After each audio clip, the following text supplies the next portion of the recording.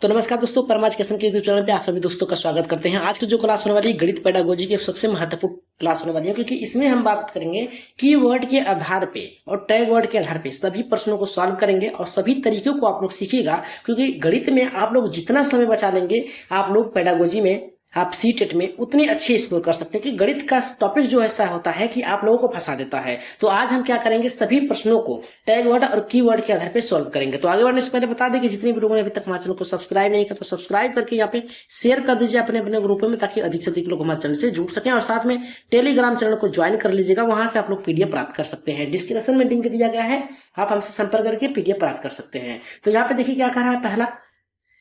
पहला यह कहा है कि गणित के शिक्षण में खेल और गतिविधियां किस उद्देश्य की पूर्ति करती है। जो गणित का यहाँ पे शिक्षण विधि है, खेल विधि है, उसमें गतिविधियां जो होता है उसका उद्देश्य किसकी पूर्ति करता है। पहला यहाँ पे करा है केवल मनोरंजन के लिए, दूसरा समय व्यतीत करने के लिए, तीसरा करा है बच्चों को विषय में रुचि जगाने और संकल्पनाओं को अनुभवजन्य बनाने के, और चौथा करा मूल्यांकन के विकल्पों के रूप में। अब हम टैग वर्ड का प्रयोग करेंगे और की वर्ड का प्रयोग करेंगे। सबसे पहले टैग वर्ड का प्रयोग करेंगे तो देखिए केवल शब्द दिया है, समय व्यतीत करने के लिए दिया है जो कि आपका गलत है। यहाँ पर रुचि जागृत करना और संकल्पनाओं को अनुभवजन्य यानी अनुभव से जोड़कर यहाँ पे सिखाने की बात कर रहा है, सही है। मूल्यांकन करना 6 से लेकर 8 तक के बालकों के लिए होगा। मूल्यांकन का मतलब होता है उनके कितने अंक पाए हैं उस पर निर्भर करता है। तो राइट आंसर ऑप्शन नंबर यहाँ पे तीसरा सही होगा। सभी लोग टैग वर्ड और की वर्ड का प्रयोग करके प्रश्नों को सॉल्व करिएगा। और जिनको नहीं समझ में आ रहा है एकदम ध्यान से देखिएगा, क्योंकि टैग वर्ड और की वर्ड के आधार पर आप अपने समय को बचा सकते हैं। अगर हम बात करें यहाँ पे इसकी व्याख्या क्या है, तो करा खेल और गतिविधियां बच्चों को सीखने की प्रक्रिया में सक्रिय या पे सक्रिय बनाती है, जिसमें बच्चे जो होते हैं गणितीय अवधारणाओं को अनुभव से समझ सकते हैं। आगे बढ़ते हैं यहाँ पे नेक्स्ट प्रश्न पे, जो कि आपका यहाँ पे दूसरा है। दूसरा प्रश्न ये करा है गणित का शिक्षक छात्रों से खुद उत्तर खोजने को क्यों कहता है। पहला करा कि ताकि वह काम से बच सके, दूसरा करा है ताकि छात्र भ्रमित हो, तीसरा करा है ताकि छात्रों में खोजात्मक प्रवृत्ति विकसित हो, और चौथा करा है ताकि शिक्षक को परीक्षा में अंक मिलने हो। देखिए यहाँ पे क्या करा है टैग वर्ड की वर्ड का इसमें प्रयोग करिएगा। यहाँ पे करा है ताकि वह काम बचा सके, काम बचा सके ये शिक्षक के लिए हुआ गलत है। भ्रमित करना आपका नेगेटिव वर्ड है, ताकि छात्र खोजात्मक प्रवृत्ति विकसित कर सके, क्योंकि ये खुद से करेगा बालक तो यहाँ पे अभिसारी चिंतन को विकसित करेगा, जिसमें क्या होता है बालक कई बालक कई तरीके से उत्तर को लाएगा। तो राइट आंसर ऑप्शन नंबर यहाँ पे तीसरा सही होगा। अगर हम बात करें इसकी व्याख्या की, तो व्याख्या में बताया गया है गणित में खोज आधारित अधिगम जो होता है छात्र की समस्या समाधान की प्रकृति को समझने या फिर प्रक्रिया को समझने और आत्मनिर्भर बनाने में मदद करती है।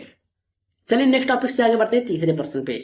तीसरा प्रश्न देखिए क्या करा कि जब छात्र गणित की कक्षा में त्रुटियां करते हैं तो शिक्षक को क्या करना चाहिए। पहला करा कि उसे दंडित करना चाहिए, दूसरा करा कि उन्हें डांटना चाहिए, तीसरा करा कि त्रुटियों का विश्लेषण कर सही मार्गदर्शन देना चाहिए, और चौथा करा कि उन्हें नजरअंदाज कर देना चाहिए। तो आइए टैग वर्ड का प्रयोग करते हैं।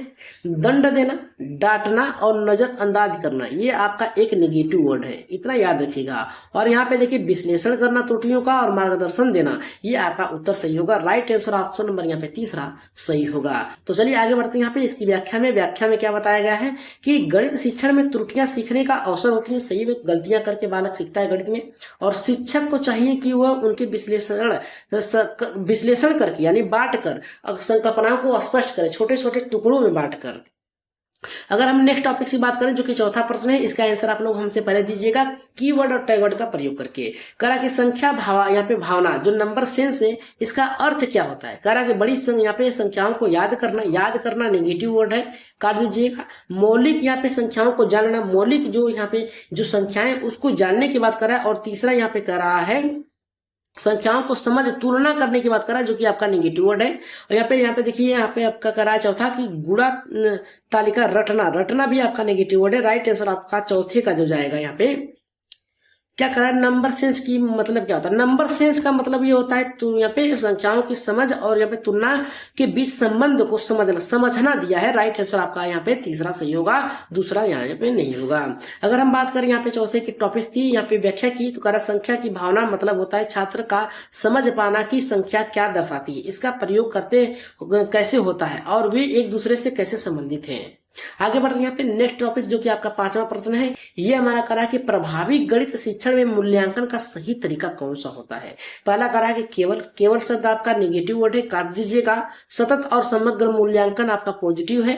करा कि केवल मौखिक मूल्यांकन करना आपका नेगेटिव वर्ड है। और यहाँ पे चौथा करा केवल होमवर्क पर आधारित यहाँ पे मूल्यांकन करना नेगेटिव वर्ड है। तो राइट आंसर ऑप्शन नंबर यहाँ पे दूसरा सही होगा, क्योंकि देखिए जितना आप लोग कीवर्ड और टैगवर्ड का प्रयोग करके प्रश्नों को सॉल्व करेंगे बहुत ही बेहतर तरीके से प्रश्नों को सॉल्व कर पाएंगे। अगर हम बात करें व्याख्या की, तो कह रहा है कि गणित में सतत और समग्र मूल्यांकन जो सीसीई होता है, छात्रों की सोच समझ और कौशल को नियमित रूप से यहाँ पे संभव हो जाता है। आगे बढ़ रहे हैं यहाँ पे नेक्स्ट टॉपिक से जो कि आपका छठा प्रश्न है। ये हमारा कह रहा है एक कुशल छात्र शिक्षक की पहचान क्या है। कुशल यहाँ पे कह रहा है कि एक कुशल और गणित शिक्षक की पहचान क्या है। पहला करा केवल बोर्ड के प्रश्न, केवल शब्द दिया है, पाठ्यक्रम पुस्तक पर निर्भर होती है, ये भी आपकी पुस्तक पर निर्भर नहीं होती है। तीसरा करा कि यहाँ पे वह छात्रों को सोचने और तर्क करने के लिए प्रेरित करना आपका पॉजिटिव है। तीसरा का चौथा करा कि केवल परीक्षा में अंक दे। देखिए यहाँ पे केवल शब्द काट दीजिएगा, पाठ्य पुस्तक का आधार नहीं होगा, केवल शब्द काट दीजिएगा। राइट आंसर आपका तीसरा सही होगा। अगर हम व्याख्या की बात करें इसकी, तो देखिए बहुत ही बेहतरीन तरीके से बताया गया कि एक कुशल शिक्षक छात्रों को गणितीय सोच और समस्या समाधान कौशल को विकसित करता है। एकदम सही है, ताकि बालक अपनी परिस्थितियों में उसे ढाल सके। यहाँ पे कह रहा है कि यदि कोई छात्र कहता है 0 सबसे छोटी प्राकृतिक संख्या है, तो शिक्षक को क्या करना चाहिए। उसे गलत कहकर चुप कराना देना चाहिए, नहीं, चुप नहीं करना चाहिए। करा दंड देना चाहिए, नेगेटिव वर्ड है, काट दीजिए। उसकी अवधारणा सुधारते हुए 0 प्राकृतिक संख्याओं के अंतर को समझाना चाहिए। एकदम अंतर समझा देंगे तो बालक जान जाएगा कि कौन सी संख्या छोटी है कौन सी बड़ी है। तो हटाना नहीं चाहिए, गलत है। राइट आंसर ऑप्शन नंबर तीसरा सही होगा। 7वें का, और यहाँ पे देखिए कह रहा है कि इस प्रकार की गलतफहमियां शिक्षण में अवसर, यहाँ पे अवसर मानते हुए शिक्षक को सही विकसित, यहाँ पे सही समझ को विकसित करना चाहिए, ताकि बालक के यहाँ पे गणितीय क्रम जो है उसमें सुधारा जा सके। कह रहा है गणित शिक्षण में आवश्यक सामग्री जो टीचिंग लर्निंग मटेरियल है, इसका उपयोग क्यों किया जाता है या फिर क्यों होता है। पहला करा समय व्यतीत करने के लिए नहीं, कक्षा को सजाने के लिए नहीं, अवधारणा को मूर्त और अनुभवजन्य बनाने के लिए, एकदम सही है, पॉजिटिव है। मूल्यांकन बांटने के लिए नहीं होगा। राइट आंसर ऑप्शन नंबर यहाँ पे तीसरा सही होगा। अगर इसकी व्याख्या की बात करें हम, तो क्या है, छोड़िए यहाँ कोई ये नहीं है, 9वां देख लेते हैं। यहाँ पे कहा कि समझ आधारित अधिगम का उद्देश्य क्या है। समझ कर आधारित जो है उसका अधिगम का उद्देश्य क्या है। रटना, नेगेटिव वर्ड है, काट दीजिए। केवल, नेगेटिव वर्ड है, काट दीजिए। प्रक्रिया ज्ञान के साथ साथ वैचारिक स्पष्टता, एकदम सही है। परीक्षा में पास फेल करना नहीं है। राइट आंसर ऑप्शन नंबर यहाँ पे तीसरा सही होगा। अगर कोई भी डाउट हो तो आप लोग कमेंट में कर सकते हैं, उसे देखकर दूर किया जाएगा। केवल गणना नहीं बल्कि क्यों और कैसे उत्तर समझना वास्तविकता शिक्षा है कि किस प्रकार से कौन सी क्रियाएं हो रही हैं। नेक्स्ट करा 10वां, त्रुटि को गणित शिक्षण में किस रूप में देखा जाना चाहिए। पहला असफलता के रूप में, गलत, दंड देने योग्य के रूप में नहीं, अधिगम के अवसर के रूप में, पॉजिटिव है। उपेक्षा नहीं कर सकते हैं, अपेक्षा करेंगे। राइट आंसर ऑप्शन नंबर यहाँ पे तीसरा सही होगा। अगर हम बात करें इसकी व्याख्या की, तो त्रुटियां संकेत देती हैं कि छात्र किस प्रकार से सीख रहा है। अगर 11वें प्रश्न की बात करें, तो निम्नलिखित में से कौन सी गतिविधि आवाज की समझ यानी सेंस क्वालिटी जो है इसकी विकसित करता है, क्वांटिटी। तो पहला करा है कविता पाठ में नहीं, कहानी सुनाना नहीं, मापक तुलना और जोड़, पॉजिटिव है। चित्र बनाना नहीं। राइट आंसर ऑप्शन नंबर यहाँ पे तीसरा सही होगा। अगर हम इसकी व्याख्या की बात करें, सॉरी यहाँ पे नहीं दिया गया है व्याख्या, करा कि यहाँ पे गणित की समस्या का कई तरीकों से समाधान करवाने का उद्देश्य क्या है। छात्रों को भ्रमित करना नहीं, समय व्यतीत करना नहीं, रचनात्मक सोच विकसित और प्रोत्साहित करने के लिए, पॉजिटिव है। केवल अभ्यास नेगेटिव है। राइट आंसर ऑप्शन नंबर यहाँ पे तीसरा सही होगा। अगर हम बात करें 13वें प्रश्न की, तो 13वां कह रहा है कि यदि कोई छात्र कहता है 2/3 जो है बड़ी संख्या है, 3 बड़ा है, 2/3 से बड़ी संख्या है 3, तो इसका क्या अर्थ होगा। छात्र समझदार है, छात्र अंश और हर को समझ नहीं पा रहा है, यहाँ पे छात्र गणना में अच्छा है, छात्र मस्ती कर रहा है। तो 13 का राइट आंसर यहाँ पे किसके साथ जाएगा। तो यहाँ पे देखिए छात्र यहाँ पे अंश और हर को समझ नहीं पा रहा है, तो राइट आंसर यहाँ पे जाएगा आपका दूसरा। अगर हम बात करें यहाँ पे 14वें प्रश्न की, तो 14 का ये कह रहा है गणित की कक्षा में शिक्षक को किस प्रकार की प्रश्न शैली अपनानी चाहिए। हाँ और ना वाले, हाँ और ना वाले नहीं, केवल या स्मृति आधारित नहीं, खुले अंत वाले होने चाहिए, किसी भी प्रकार से उत्तर देने वाले हो। राइट आंसर तीसरे के साथ जाएगा। कठिन और जटिल प्रश्नों के साथ नहीं होनी चाहिए, यानी बालक अपने विचारों को प्रकट कर सके ऐसे प्रश्न होने चाहिए। और किस माध्यम से रख रहे हैं, कैसे रख रहे हैं, इस पे होनी चाहिए। कारण गणितीय सोच को बढ़ावा देने के लिए किसका उपयोग सबसे ज्यादा प्रभावी होगा। याद करना, कंठस्थ करना, ये आपका गलत होगा। गतिविधि और समस्या समाधान, पॉजिटिव होगा। यहाँ पे लंबे लेक्चर केवल होमवर्क, गलत। राइट आंसर ऑप्शन नंबर यहाँ पे दूसरा सही होगा।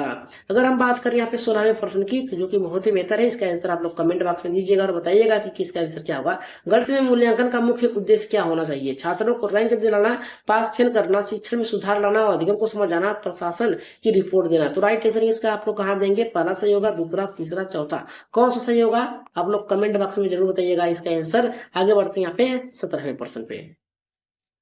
अगर 17 की हम बात करें तो कह रहा है कि बच्चों में मूल्यांकन भय और कैसे कम किया जा सकता है? कठिन प्रश्न पूछकर, सतत और अनौपचारिक मूल्यांकन से, डांट फटकार कर, केवल। देखिए केवल, डांटना और कठिन, ये आपका नेगेटिव वर्ड है, काट दीजिएगा। राइट आंसर आपका ऑप्शन नंबर यहाँ पे दूसरा सही होगा। अगर हम बात करें 18वें प्रश्न की, जो कि बहुत ही महत्वपूर्ण है, अधिगम में पूर्व ज्ञान या फिर जो पीरियड नॉलेज है, या फिर इसकी भूमिका क्या होती है? यानी पहले से बालक सीखकर अगर विद्यालय में जाता है तो उसकी भूमिका क्या होती है? कोई भी भूमिका नहीं होती है, गलत है। नई जानकारी समझने में सहायता करती है, देखिए एकदम सही है, पॉजिटिव है। कर छात्रों को उलझाता है, नहीं। केवल औपचारिक, देखिए केवल शब्द दिया है, भी गलत है। राइट आंसर ऑप्शन नंबर यहाँ पे दूसरा सही होगा। अगर हम बात करें 19वें प्रश्न की, जो कि बहुत ही बेहतरीन है, गणित शिक्षण में समूह कार्य से क्या लाभ होता है? शोर शराबा, नहीं। समय बर्बाद करना, नहीं। सहयोग और संवादन कौशल को विकसित करना, सही है। शिक्षक को आराम मिलता है, नहीं। राइट आंसर ऑप्शन नंबर यहाँ पे तीसरा सही होगा। गणित में समूह कार्य अगर कर रहा है तो यहाँ पे क्या होगा? सहयोग के साथ जाएगा। आगे बढ़ रहे हैं आज की क्लास का लास्ट प्रश्न, जिसका आंसर आप लोग कमेंट बॉक्स में दीजिएगा हर बार की तरह।